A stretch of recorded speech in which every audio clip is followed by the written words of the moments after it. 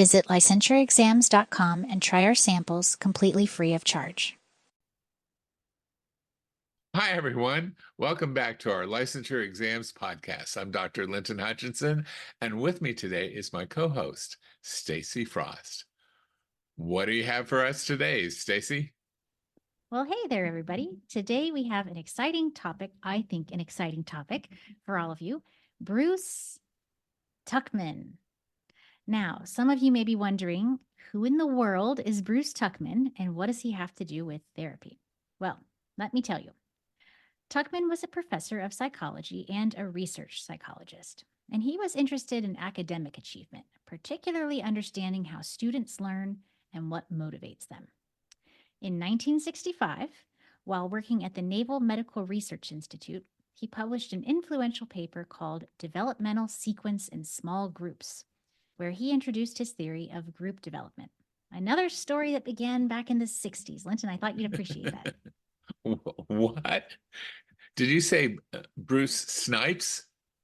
No, Linton, not exactly, but Bruce Snipes is a fantastic tutor, and he's helped hundreds of therapists pass their exams over the years. Believe me, he really knows all the ins and outs of group dynamics. And I suppose he should, after spending over 2 decades in prison for... For what?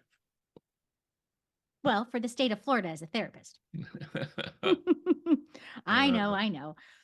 But Bruce Tuckman's theory has truly stood the test of time. It's still widely used today by therapists like Bruce Snipes in all kinds of settings, including maximum security prisons. So tell me, what are Tuckman's stages? All right. Well, Tuckman initially identified 4 main stages of group development. And those were? Quiz you here on this one, Linton. Yes. What were they? Forming. Mm-hmm. Let's see, storming, norming, and performing. But later in the 70s, he added a 5th stage called adjourning. And I'm sure that you have a memory device for those stages, Linton. Well, a matter of fact, Stacy, I do. Okay. Okay, I'll bite. Fearful students never pass anything. Okay? Fearful students never pass anything. Fearful, forming, students, storming, never, norming, pass, performing, and anything, adjoining. So fearful students never pass anything. I gotcha. That one's pretty clever there, Linton. Can you remember the names of theories and techniques using mnemonics, Linton? Well, you sure can, Stacy. I can tell you all the names of all the friendly folks there at Publix. A fat chance that's going to help anyone pass the exam, Linton. That's true. But seriously, why do we need to know these developmental stage models for the licensing test? What purpose do they serve? Sometimes it feels like we're just memorizing names and details without seeing the bigger picture. So could you shed some light on why these theories are so critical for our exam prep and future therapy practice? Of course. Well, the exam doesn't just test you on your ability to work with clients in individual therapy. You'll also be expected to know the fundamentals of different therapy modalities, including couples, family, and group therapy. Understanding the various theories and corresponding stages of group development allows therapists to anticipate and address potential challenges that may arise during group interactions. Okay, so how about talking us through these group stages? Okay, absolutely, Stacy. Let's start with the first stage, which was forming. What was the mnemonic again, Stacy? Let's see. Fearful students never pass anything. Haha, see, it's in there. So, forming is when a group comes together for the first time and individuals get to know each other. There's a mixed bag of observable behaviors and feelings during this stage. Members may be polite, avoid controversial topics, feel excited and optimistic, or be suspicious and anxious. So, if you see those types of behaviors in a case study on the exam, you know what stages they are in if you happen to get a question about group stages. Okay. So the first stage, forming, if I understand this, like you've explained it, it's kind of like the first day of school or maybe like a first date. Yeah, exactly. Everyone is a stranger and is uncertain about what to expect of them or what is expected from the group. During this stage, group members try to establish their roles and figure out how they fit into the group. This stage is critical for establishing trust and building rapport within the group. To move on to the next stage, group members must step outside of their comfort zone and risk vulnerability, sharing more about themselves. Okay, go on. The forming stage is critical for setting up the group's foundation. You got to remember that. And as I mentioned, this is where members are just getting to know one another and figuring out the purpose and goals of the group. The leader plays an important role here in providing clear direction and structure. And as the group leader, what would your focus be on during the forming stage? Okay, this is what you've got to do. You have to establish ground rules and boundaries, explain the purpose and vision of the group, help members get to know one another, being encouraging and motivating members to participate, and keep the discussion focused while also allowing flexibility. So during this initial phase, I'm guessing that some members are going to be pretty shy and hesitant to open up. Are there any strategies that the group leader can use to help them kind of open up and get to know each other? Aha, this is where the icebreaker activities come in handy. It could be something simple like asking each group member to share their name, occupation, and a hobby or interest of theirs. Right. So the goal is to help members get comfortable sharing and connecting with each other. And that leads us to the second stage, storming. Sounds pretty intense. It can be. This is where conflicts and power struggles arise as individuals express their opinions and try to take on the leadership role. So this is when the group dynamics shift. And I Right. bet you start to see pathologies that group members have been trying to hide up to this point.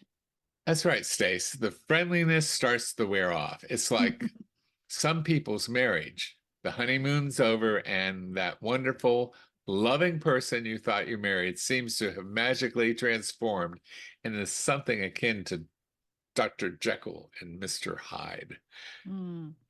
Typically, this is where you see arguing between group members, confusion, tension, and everybody's defense mechanisms and egos really start to come into play. Oof, yikes. My shoulders just tensed up thinking about this. Well, if forming was the honeymoon period, then storming is when reality sets in. Yeah. As we mentioned, this is where competing ideas emerge and differences of opinion arise. Things may start to feel a little chaotic and a little tense. Okay, so what are some signs that the group is in the storming stage, Linton?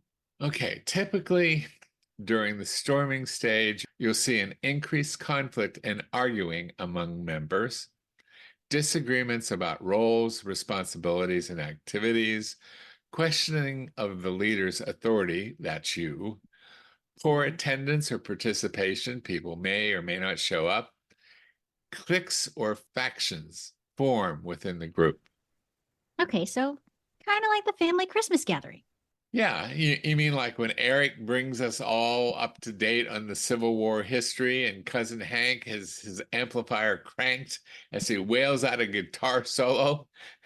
And don't get me started on Liz, now threatening to do her double somersault off the roof. And of course, DB is yelling, "Stop!" as Sterling twists her arm with one of her jujitsu moves. And the rest of the family members are arguing over what the Christmas theme should be for next year, or should we just throw in the towel and skip it all together? Well, that's the kind of family Christmas I'd like to visit as a fly on the wall, Linton. You're lucky. No kidding.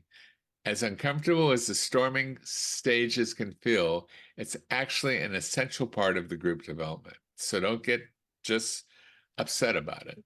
The storming stage allows issues to arise to the surface so they can be addressed. Okay, well, that makes sense. I guess it all is kind of par for the course in the storming stage. Yeah. So, What should you do as the leader to keep things from getting completely out of control and derailing? Well, the first thing is don't panic Okay. or get defensive when the honeymoon glows start to fade. Maintain your composure. Keep the focus on group goals. Be open to feedback and willing to make adjustment as needed. Whatever you do, don't escalate any conflicts. Remind members of the ground rules if required. Storming may be a bumpy ride, but you'll come out stronger on the other side in that whole group process. If appropriately managed, the storming stage can lead to greater cohesion and cooperation with the group. Oh, well, that's good. And then comes the norming stage. Right? That's right. If the group successfully passes through the storming stage, they'll enter calmer waters, that is norming. This is when roles become clearer, working relationships get established, and the group starts rowing in the same direction. Okay, so a little bit more peaceful times now. Yeah. So can you describe some of the common signs that are associated with this stage? How would you know what the group is in norming? Yeah. So if you have a case study and if you want to know if they're in norming, this is what you'll see. Cohesion and teamwork increase. There's more collaboration and willingness to compromise. There's agreement on roles, responsibilities, and activities. Development of shared goals and visions. Group identity finally begins to form, and leadership becomes more shared. And speaking of leadership, what are the group leaders' tasks in the norming stage? Well, this is the time to reinforce positive norms by highlighting good teamwork and progress. You can step back more and empower the group members to take ownership of the group itself. You need to provide support, but let the members practice making decisions together. Celebrate with them any milestones and any achievements you see happening. Solidify the bonds forming between members. The goal is to help the group gel around their shared purpose. With your guidance, the team develops a strong identity at this stage. Okay. Then after this stage, we have the performing stage. And this Right. is, Linton, I think when things really get rolling, right? Right, absolutely. By this stage, the group has established trust, norms, and roles and can work together efficiently towards their common goal. This is the most productive of all the stages. The group members have empathy for one another and strong bonds develop.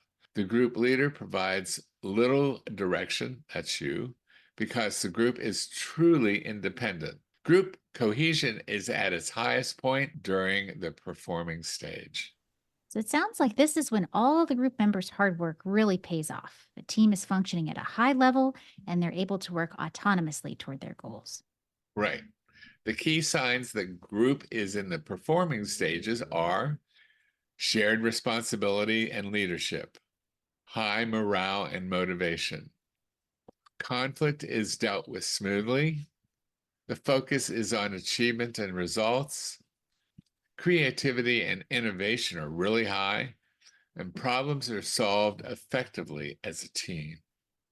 And you know what my next question is going to be, right? Yep. Yeah. What's the group leader's role in this stage? Okay. Your role is just to remove any obstacles standing in their way. That's it. Let the group spread their wings and fly while you cheer them on, celebrating big and small wins. Keep up morale and motivation. Don't get complacent. Be ready to revisit and reform and redefine norms if it's needed. But overall, enjoy watching the group excel. They've come a long way from the forming stages. Absolutely. And finally, there's that fifth stage, the adjourning stage. This stage was added in 1977 by Tuckman and Mary Ann Jensen, who was one of Tuckman's doctoral students at the time. That's right. Adjourning is when you bring closure and transition members out of the group. Tuckerman and Jensen added this stage as they recognized ending a group is an important process. Here are some of the key aspects. Saying goodbye and celebrating achievements. Processing feelings like grief, relief, and pride. Preparing members for separation. tying up loose ends, evaluating the group experience, closing rituals to mark the transition. So this would be the time to maybe have members share some memorable moments and what they've learned, right? Yeah, it's sort of like a graduation. Okay. As the group leader, you want to assure members that the bonds and skills they've gained will live on after the group. Now, I think we have time for an example. Let's imagine you're leading a new therapy group, Stacy, for anxious teenagers. Walk us through what each stage might look like, Stacy. Okay, that's a good idea, Linton. Let's see here. So in the forming stage, I'd focus on providing structure through an agenda, some ground rules, icebreakers, and clear goals and topics for the group. Right. And I'd start off, by introducing myself and have members introduce themselves too. I try to be, upbeat, welcoming, put a strong emphasis on psychological safety and confidentiality in order to start building trust with all the group members. I hope you're not going to be using that word upbeat with teenagers, Stacy. Well, that's true, Linton. I did forget. Yes. Anxious teenagers. Okay. So I'm at least going to be encouraging. How's that? Yeah, you better be. So it sounds good so far. Okay. So next in the storming phase, I'm probably going to see some resistance, low motivation, maybe a little bit of spotty attendance as the teenagers start to challenge the group's purpose or the values of sharing personal issues with total strangers. I'd need to reinforce goals, listen to concerns, and model openness and vulnerability myself. Am I still on the right track, Linton? You are. You're sort of like butter on a roll. So keep on going. Okay. And once we get to norming, ideally, I'd see some more regular attendance, some more engagement, that group cohesion is building, and we'd agree on group roles and cooperative norms. Roles would clarify who's going to take the initiative and who's more of a supportive role. Shared identity may form around being anxious teenagers who are trying to make progress in therapy together. Go on, go on. All right. And then when we reach the performing stage, the teens would take the initiative in leading group discussions or activities. So I kind of take a little bit of a step back, and they're going to be sharing more openly and supporting each other. Exactly. We could collaborate on projects and, coping mechanisms related to managing anxiety. Conflict can arise, but it's going to be handled a little bit more constructively than it would have in previous stages. And then finally, in the adjourning stage, we'd have a celebratory last session. And members would reflect on growth, lessons learned in therapy, and connections that were made. And we'd also talk about relapse prevention plans and ways to stay in touch for ongoing support after the group formally ends. And then there might be rituals like signing a group T-shirt. I'm thinking of the teenagers here, Linton, to provide a sense of closure. Excellent. So before we wrap up, let's leave our test takers with some key takeaways. Okay. All right. Tuckerman's 5 stages provide a framework for group development, and those were forming, storming, norming, performing, and adjusting. And how are you going to remember that? All right, let's see here. Fearful students never pass anything. Okay. Knowing these stages help leaders anticipate challenges and choose appropriate strategies. Patience is critical, especially with teenagers. Each stage serves a purpose in building group cohesion. Pay attention to group dynamics from the first session on. Smooth out conflict while upholding group norms and goals. Gradually empower the group to take ownership and initiative and bring proper closure when ending the group. All righty, so there you have it. And because repetition is such a helpful memory strategy, we'll repeat it. The 5 stages of Tuckman's theory of group development are forming, storming, norming, performing, and adjourning. So just remember, fearful students never pass anything. That's right. Fearful students never pass anything. And now it's time to adjourn this podcast. But we'll be back. Until next time, good luck with your studies. And remember, It's in it's there. in there.